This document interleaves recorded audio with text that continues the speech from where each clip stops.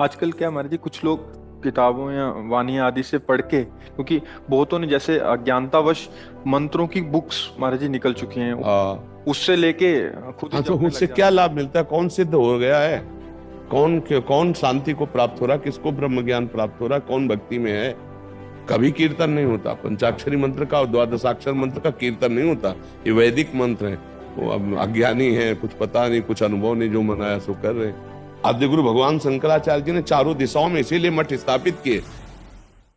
नेहा जी, राधे राधे महाराज जी।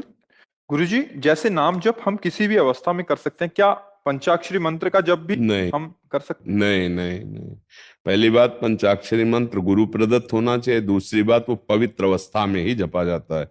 गुरु प्रदत्त ना हो तो पंचाक्षरी मंत्र उच्चारण नहीं करना चाहिए, जपना नहीं चाहिए। ध्यान रखना, ये वैदिक मंत्र है, गुरु प्रदत्त होने पर ही सफलता प्राप्त होती है। आजकल जो ऐसे गान करते हैं ना, जोर से शब्दों के उच्चारण, बिल्कुल बात समझ लीजिए।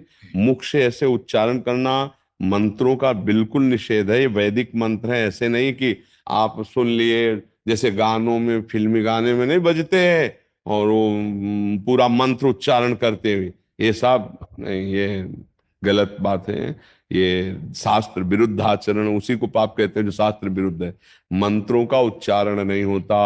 ये सब वैदिक मंत्र हैं, गुरु प्रदत्त। जैसे द्वादशाक्षर मंत्र है, पंचाक्षर मंत्र है, ये गुरु प्रदत्त होते हैं। कान में मंत्र दिया जाता है, कोई सुने ना, और तुम ऐसे उच्चारण करोगे। अपवित्र दशा में नाम जप किया, पर गुरु मंत्र नहीं। गुरु मंत्र को पवित्र दशा में, और ये गुरु प्रदत्त होना चाहिए। मनमानी ऐसे नहीं जपा जाता। कुछ लोग ऐसे ही मुंह से उच्चारण करते रहते हैं, तो कुछ लाभ नहीं और हानि होनी है, क्योंकि वैदिक सिद्धांत के विरुद्ध है। ये जो वैदिक मंत्र है, इनका सिद्धांत से जप किया जाए। नाम जप कभी भी कर सकते हो, नाम कीर्तन किसी भी अवस्था में कर सकते हो, लेकिन मंत्र कीर्तन नहीं किया जाता। मंत्र उपांश या मानसिक ही जपा जाता है, वो भी गुरु प्रदत्त। ऐसे नहीं मनमानी के हमारा जो मनाया सो मंत्र जप रहे, जो मनाया सो मंत्र उच्चारण कर रहे हैं। उसका फल नहीं मिलता क्या महाराज जी? आए? उसका क्या फल? विरुद्ध होता है, विरुद्ध होता है। अरे एक जरा सी त्रुटि हो गई तो वृत्तासुर नाम का दैत्य प्रकट हो गया और यज्ञ कर रहे थे।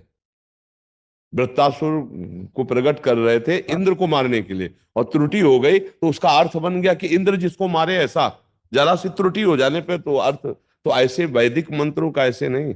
हमको चित्रकूट में एक संत भगवान ने बताया था, जो वैदिक मंत्रों को बिना गुरु के और अपवित्र दशा में उच्चारण करता है, वो कामी क्रोधी लोभी हो जाएगा। उसके अंदर विकारों की वृद्धि हो जाएगी।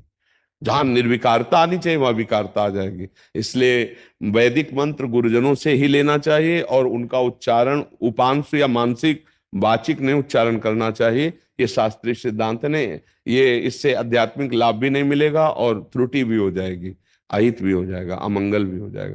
शास्त्रीय विरुद्ध आचरण नहीं करना चाहिए। आजकल क्या हमारे जी कुछ लोग किताबों या वाणी आदि से पढ़ के, क्योंकि बहुतों ने जैसे अज्ञानतावश मंत्रों की बुक्स महाराज जी निकल चुकी हैं, आ, उससे लेके खुद ही हाँ, तो जपने उससे लग क्या जाते हैं। लाभ मिलता है? कौन सिद्ध हो गया है? कौन शांति को प्राप्त हो रहा है? किसको ब्रह्म ज्ञान प्राप्त हो रहा है? कौन भक्ति में है? जो शास्त्री गुरु मर्यादा से चल रहे हैं वो, ये नहीं तो पाखंड, नाटक, नौटंकी। एक लोटा जल चढ़ा दिया, उससे तुम्हारी भक्ति हो जाएगी? मनमानी वैदिक मंत्रों का गान कर रहे हो, उच्चारण कर रहे हो, उसे कोई लाभ मिल जाए क्या? कौन सा लाभ मिला है? कौन सी स्थिति जागृत हो गई अध्यात्म की?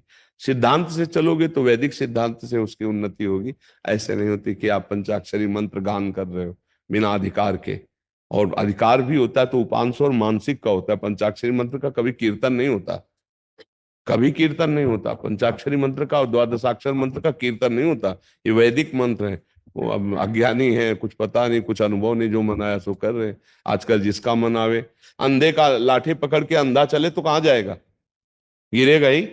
तो बस यही है, अंधे के पीछे अंधे चलने वाले लाखों हैं। उनको खुद ज्ञान नहीं, परमार्थ का, वैदिक सिद्धांत का ज्ञान नहीं, ब्रह्म बोध नहीं।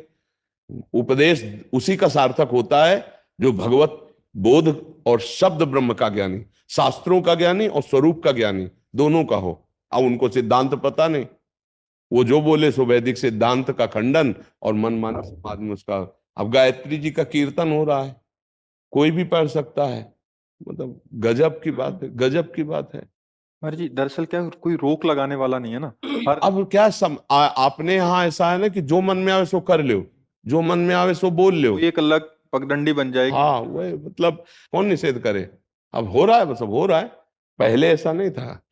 तो तस्मात् शास्त्रम प्रमाणम थे, आप ऐसे नहीं बोल सकते। सबको डर था कि गुरुजन है। अब जैसे हमारे आद्य गुरु शंकराचार्य जी के 4 मठ हैं, 4 मठों में बड़े बड़े महा, कौन मानता है?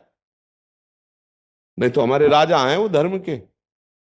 आद्य गुरु भगवान शंकराचार्य जी ने चारों दिशाओं में इसीलिए मठ स्थापित किए, धर्म स्थापन के लिए विरोध कर सकते। तस्मात् शास्त्रम प्रमाणम थे, शास्त्र विरुद्ध आचरण हो रहा है वो बोल देंगे, पर उनकी मान कौन रहा है? कौन मान रहा है? गुरुजनों की कौन मान रहा है?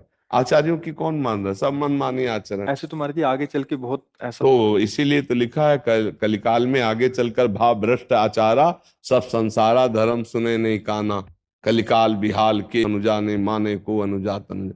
ये सब भ्रष्टता बढ़ती चली जाएगी। ये आज रुचि, संसार की रुचि, अगर बहुत बड़े महात्मा आ जाए यहाँ और एक तरफ यहाँ कोई अभिनय करने वाला नेत्री या अभिनेता बैठा हो, फिर आप देख लीजिए कि अगर उसकी तरफ कौन देखता है, इसकी तरफ कौन देखता है। संसार का क्षेत्र ये है। धर्म की बात कौन सुनना चाहता है? अभी कहो तो चढ़ बैठेंगे संसार के लोग। तस्मात् शास्त्रम प्रमाणम ते कार्या कार्यो व्यव, कौन शासन करे, कौन उन पे बोले? ये धर्म का विषय जानना बहुत कठिन है। कोई महात्मा, हम कह तो रहे हैं, चारों शंकराचार्य का एक शब्द भी आप मिस्टेक दिखा देना हमको, हम किसी संप्रदायवाद से बात नहीं करते। चारों मठ में जो बैठे अद्भुत विद्वान और शास्त्र के मर्मज्ञ और शास्त्र प्रमाणित बात बोलेंगे, लेकिन कितने मानने वाले? सनातन धर्म के विपरीत एक शब्द भी नहीं मिलेगा, शास्त्र के विपरीत शब्द नहीं मिलेगा अभी तक जो हमने देखा है। अब आगे भगवान जाने। अभी तक जो आद्य गुरु भगवान शंकराचार्य जी के पद में 4 मठों में बैठे हुए, ऐसा धर्म विरुद्ध नहीं होगा। शास्त्र के सम्मानित तस्मात् शास्त्रम, अब मानो या ना मानो गुरुजनों की बातें हैं, वो तो बोले नहीं, स्थापित ही इसीलिए किए गए थे पूरे भारत को धर्म के अंतर्गत बांध के रखना। विश्व विजयी आद्य गुरु भगवान शंकराचार्य, कोई बोलने वाला नहीं, सबको परास्त करके अपने सनातन धर्म के नीचे रखा। सब 4 मठ स्थापित चारों कोनों में किए।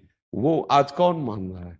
आचार्य परंपरा को, आचार्यों के आदेशों को कोई भाग्यशाली उपासक मानता है? नहीं, आचार्य परंपरा से कौन चल रहा है? मन मानी आचरण, जो मन आवे सो बोलो, जो मन आवे सो करो। रुपया हो गया, जो मन आवे सो करो। आप भगवान हो, आपके सामने कोई टोकने वाला नहीं, कोई रोकने वाला नहीं। जैसा मन आवे अर्थ पढ़ दो, जैसा मन आवे बात बना दो। सामने वाले बैठे हैं, उनको तो ज्ञान है नहीं, वो भोली श्रद्धा, अंधी श्रद्धा, बस झुके चले जा रहे हैं।